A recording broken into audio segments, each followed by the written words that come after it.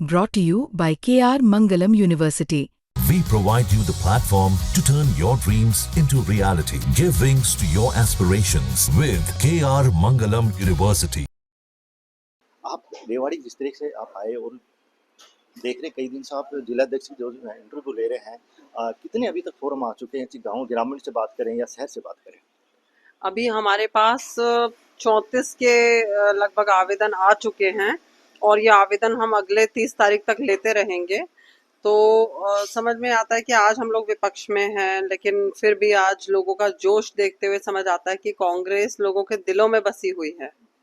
दिलों में बसी है, लेकिन कहीं चूक रह गई 24 में, कहीं दिलों में नहीं बस पाई, उसकी कहीं चूक हो गई। तो अब दिलों में आगे कैसे बस पाएगी, उसके लिए क्या कुछ कांग्रेस ने तैयारियां की? देखिए, हम सब लोग जानते हैं और मैंने पहले भी चंडीगढ़ में ये बात कही थी, मैं फिर इसको दोहराऊंगी और बेबाक होके कहूंगी कि कांग्रेस पार्टी तो आज भी बच्चे बच्चे की जबान पे था कि भाई कांग्रेस सत्ता में वापसी करेगी, क्योंकि हर किसी के अरमान थे, लोगों को इंतजार था कि कांग्रेस आएगी तो बाहर आएगी। मगर जिस तरीके से भारतीय जनता पार्टी ने जोड़ तोड़ की राजनीति करी, घोटाले करे, नुकसान किया, अपने निजी स्वार्थ को देखते हुए पार्टी में जो मैनेजमेंट किया इलेक्शन कमीशन के साथ, वो छुपा हुआ नहीं है। आप खुद जानते हैं कि कांग्रेस के कैंडिडेट्स मजबूत थे और हम लोग सरकार बनाने की स्थिति में थे बिल्कुल। खैर, वो बातें एक तरफ है। फिलहाल हम संगठन के लिए रेवाड़ी में आए हैं, तो ये है कि अब हम लोग यहाँ पे एप्लीकेशंस तो ले ही रहे हैं, स्क्रूटिनी भी हो गई है और जितने भी आवेदन आ चुके हैं उनके तो हमारे 1-to-1 डिस्कशन भी हो चुका है कैंडिडेट एप्लीकेंट्स के साथ।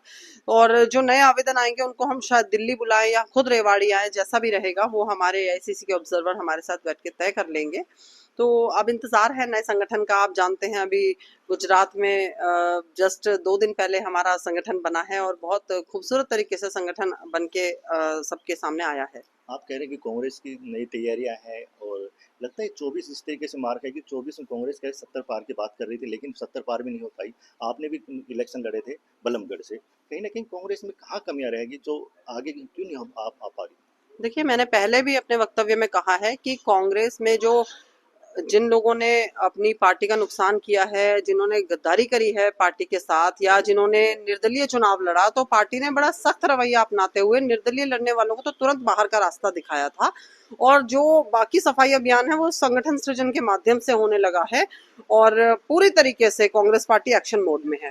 कई बार एक सवाल उठता है कि हरियाणा में कि एक ही पार्टी एक ही परिवार के बन के रह गई, इस तरीके के सवाल उठते हैं। लगता है कि संगठन कहीं ना कहीं चूक कर हो पा रही है। देखिए, कांग्रेस पार्टी किस परिवार की बन के रह गई ये तो मैं नहीं समझ पा रही आपके सवाल को, शायद मेरे समझने में कुछ कमी है। लेकिन कांग्रेस में तो हमारे सारे बड़े नेता हैं, सबका अपना एक वर्चस्व है, अपना वजूद है और अपने इलाके का एक बहुत बड़ा रिप्रेजेंटेशन करने के साथ साथ पूरे प्रदेश का भी वो रिप्रेजेंटेशन करते हैं, लोकसभा में भी और प्रदेश में भी और इलाके में। तो मैं समझती हूँ कि ये इस तरह की बातें करना हमारे लिए शायद हमारी दूरदर्शिता को नहीं दिखा पाता, लेकिन कांग्रेस एक बहुत बड़ी पार्टी है, इसमें सभी जाति सभी धर्म के लोगों के लिए बहुत सम्मान की भावना है। लगता नहीं कि 2024 के बाद में जिला अध्यक्ष उतारने के लिए बीजेपी कांग्रेस को काफी समय लग गया? ये पहले उतारने नहीं थी, तो क्योंकि बीजेपी उस टाइम कहती थी हमें तो पन्ना तक उतार दिए, लेकिन कांग्रेस क्यों चुप कर पाएगी? उस टाइम क्यों नहीं तैयारी की गई? देखिए, बीजेपी तो क्या करती है वो बच्चा बच्चा आज की डेट में जान रहा है। आपके पड़ोस में किस तरीके से बावल महाविद्यालय में छात्र छात्राओं के ऊपर अत्याचार हो रहा है, उनकी कॉलेज कैंपस में उनके जो यहाँ पे हॉस्टल में गर्ल्स हॉस्टल में किस तरीके से ये जेंट्स घुसकर और सिक्योरिटी मेल सिक्योरिटी घुसकर ये क्या, ये कहाँ तक नैतिक है, क्या कहाँ जायज़ है ये? तो बीजेपी क्या कर रही है, वो इलेक्शन कमीशन के साथ मिलकर उन्हें अपना पर्सनल एजेंट बना के काम करवाती है, एजेंसीज को खरीद फरोख्त करती है, वो एक अलग बात है, डरा धमका के काम करती है। बाकी कांग्रेस का तो देखिए, देर आए दुरुस्त आए, जैसा भी है, पार्टी अपनों के लिए खड़ी है, अपनों को मौका मिल रहा है और एप्लीकेशंस है, खुले एप्लीकेशंस हैं, एक ट्रांसपेरेंट प्रोसीजर है और उसी के तहत यहाँ पे आप देख रहे हैं कि हम लोग भी जब यहाँ बार बार आ रहे हैं तो आप लोगों से रूबरू हो रहे हैं, तो आप खुद समझ रहे हैं कि बहुत फेयर प्रोसेस है जिसके तहत हम लोग अब अपने संगठन का बेसब्री से इंतजार कर रहे हैं। बात की कि स्टूडेंट की, जिस तरीके आपने बात की धरने पे बैठे हुए, क्या लग रहा है इसके अंदर? लगता नहीं कि स्टूडेंट के अलावा पॉलिटिक्स मुद्दा बन चुका है? देखिए, सबसे बड़ी बात है कि जो बच्चा मेरिटोरियस बच्चा है वही इसके लिए स्कॉलरशिप के लिए एप्लीकेबल है, वही एलिजिबल है। तो जो मेरिटोरियस बच्चे हैं वो क्यों एग्जाम्स छोड़ के अपना सड़कों पे बैठे हैं, दरियों पे बैठे हैं? और सरकार ने करा क्या है? सरकार ने उनके साथ वादा खिलाफी करी है। पहली बात है कि जो उनका 8 पॉइंटर है उस पे उन्होंने 25% की कैपिंग कर दी है। आपको पता है वो मुद्दा। दूसरी बात है, जिस गांव ने कॉलेज को अपनी जमीन दी है, वादा था कि 5 सीट उस गांव को दी जाएंगी कॉलेज द्वारा, वो सीट घटाकर 1 कर दी है और बावल में तो वो 1 सीट भी नहीं है। आप ऑन रिकॉर्ड चेक करिए।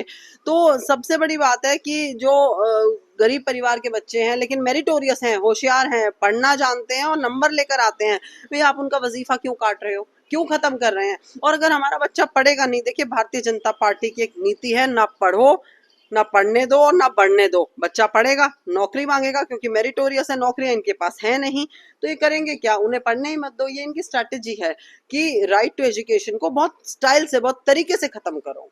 तो जिस तरीके से आप जिलाध्यक्ष के लिए जो तैयारियां कर रहे हैं, कितने लोग अभी तक आ चुके हैं और सेंटर को कब तक आप दे रहे हैं कि कब तक ये फाइनल होने वाला है? 34 आवेदन हमारे पास अभी आ चुके हैं, शहरी से और ग्रामीण से, और हम लोग सबसे 1 to 1 भी कर चुके हैं। बस आज हम लोग जैसे हमारे AICC के पर्यवेक्षक हैं उनके साथ और अपनी टीम के साथ आज हम शहर में हैं, ये जानने के लिए कि आम आदमी, एक व्यापारी हैं या हमारे स्पोर्ट्स के साथी हैं या फिर हमारे जैसे जो दलित समाज के साथी हैं, ये एक्चुअली आज इनकी परेशानियां क्या हैं इलाके में, या किसान आंदोलन में जिन्होंने साथ दिया किसानों का, वो लोग क्या समझते हैं, या आप जैसे हमारे प्रेस के साथी हैं कि आज आपका जीवन क्या है। तो यही लोग आज हम लोग ग्राउंड पे उतरे हैं ये समझने के लिए कि किस तरीके से हम लोग एज पॉलिटिकल पार्टी और एक परिवार के तहत हम आपकी क्या मदद कर सकते हैं, क्योंकि जब तक हमें आपके मुद्दे नहीं पता हम उन्हें एड्रेस नहीं कर सकते। आज हम सड़क पे उतर के वही काम कर रहे हैं रेवाड़ी में। उतर के आप कर रहे हैं, लेकिन 1 to 1 में ऐसा क्या पूछा जा रहा है, जो जिला अध्यक्ष कैसा होना चाहिए जो आगे कांग्रेस को लेके चले? जिला अध्यक्ष सबसे पहले तो प्योर कांग्रेसी होना चाहिए, जिसकी रगों में कांग्रेस हो। देखिए फिर वही बात आती है कि अब ओपन आवेदन है, खुले आवेदन है, तो कोई भी ऐसा व्यक्ति जिसने पार्टी को नुकसान पहुंचाया हो, जिसने कोई ऐसा काम किया हो कि भाई दूसरे लोगों की मदद करी हो पार्टी कैंडिडेट को छोड़ के, तो उन्हें तो सिरे से नकारा जाएगा। और ये पूरे हरियाणा में क्या देश में कहीं भी ऐसा हमारा ये अभियान चलेगा, संगठन सृजन अभियान, वहीं पर सेम एक्शन होगा ना। इस पे किसी कोई इस पे ये है कि कोई डाउट रखें कि भाई कोई किसी लीडर का साथी है, कोई कुछ और है, या कोई खुद बहुत बड़े पद पे है, जिसने भी पार्टी का नुकसान किया है पार्टी उसको कंसिडर नहीं करेगी। और दूसरी बात है कि जो लोग पार्टी के लिए दिन रात मेहनत करते हैं, जिनकी अपनी खुद की एक स्टैंडिंग है, जिन्होंने पार्टी को समय दिया है और आगे भी देने के लिए तैयार है, जिनकी ईमानदारी पे कोई डाउट नहीं है, कोई सवाल प्रश्न चिन्ह नहीं है, उन लोगों को आगे बढ़ाएगी पार्टी। लेकिन ऐसे में आप ये बताइए, जिस तरीके कांग्रेस को जो अलविदा कह के चले गए, उन लोगों को क्या कहना चाहेंगे? उन लोगों को टाटा गुड बाय कहना चाहेंगे। बहुत लोग हैं जो इंतजार कर रहे हैं ईमानदारी से काम करने के लिए। आगे कैसे विश्वास मौका कर सकते परस्त आगे कैसे विश्वास कर सकते हैं कि ये साथ देगा, ये साथ नहीं देगा? मौका परस्त लोगों की जरूरत नहीं है, यहाँ तो कंटिन्यूअसली कारवां है जो चलता रहेगा, उन लोगों की जरूरत है। अब मौका परस्त तो आप देख ही रहे हैं भाई, राहुल पार्टी गांधी से जी का जिस तरीके का यात्रा रही, उसका असर नहीं पड़ा, लेकिन उसका देखिए, असर के कारण से नहीं लगता है कि आपको कहीं ना कहीं जो लोग बाग अलविदा कह के जा रहे हैं, दूसरी पार्टियां जा रहे हैं, क्या लगता है इस पे विचार? देखिए मैं साफ तौर पर कहना चाहती हूँ, लोकसभा में हमने 5 सीटों पर जीत हासिल करी। क्या ये कम नहीं है इस बात का प्रमाण कि लोग हरियाणा में विधानसभा में इधर कांग्रेस पार्टी का इंतजार कर रहे थे? ये बात तो ईमानदारी से हम पूछ सकते हैं। सवाल आता है विधानसभा का, तो किस तरीके से लास्ट के 3-4 दिनों में इन्होंने अपने अरेंजमेंट्स करे, जैसा कि रिजल्ट से पहले मुख्यमंत्री जी ने कह दिया था कि हमारे इंतजाम है पूरे। क्या इंतजाम थे वो जरा वही बता दें, क्योंकि मुझे थोड़ा सा उनकी भाषा को समझने में चूक है, मैं नहीं समझ पाई उन्होंने क्या इशारा किया था कि किस तरह के इंतजाम थे उनके। देखिए उनकी सत्ता थी, केंद्र में उनकी पार्टी है, यहाँ पे उन्होंने पहले ही दावा कर लिया कि इंतजाम है। बच्चा बच्चा ये कह रहा है कांग्रेस आएगी। जब मैं ये कहती हूँ कि जब इनकी सरकार आई, भारतीय जनता पार्टी की तीसरी बार सरकार बनाते हैं, कौन सा ऐसा तबका था, वर्ग था जिसने जश्न मनाया? सब उदास थे, मायूस थे, क्योंकि किसी को भी आज की डेट में, आज की तारीख में भारतीय जनता पार्टी से कोई उम्मीद नहीं बची है। उस मुद्दे को कांग्रेस कोर्ट में लेके चलेगी? देखिए, हम तो गए हैं और हम तो एजेंसीज के पास गए हैं, हमने इलेक्शन कमीशन को पार्टी बनाया है क्योंकि ये खुद भारतीय जनता पार्टी के एजेंट बन के काम कर रहे हैं। लेकिन आप देखिए ना, जब इलेक्शन कमीशन ही अपना धर्म नहीं निभा पा रहा तो फिर उम्मीद बहुत कम हो जाती है। लेकिन हम लड़ाई लड़ेंगे।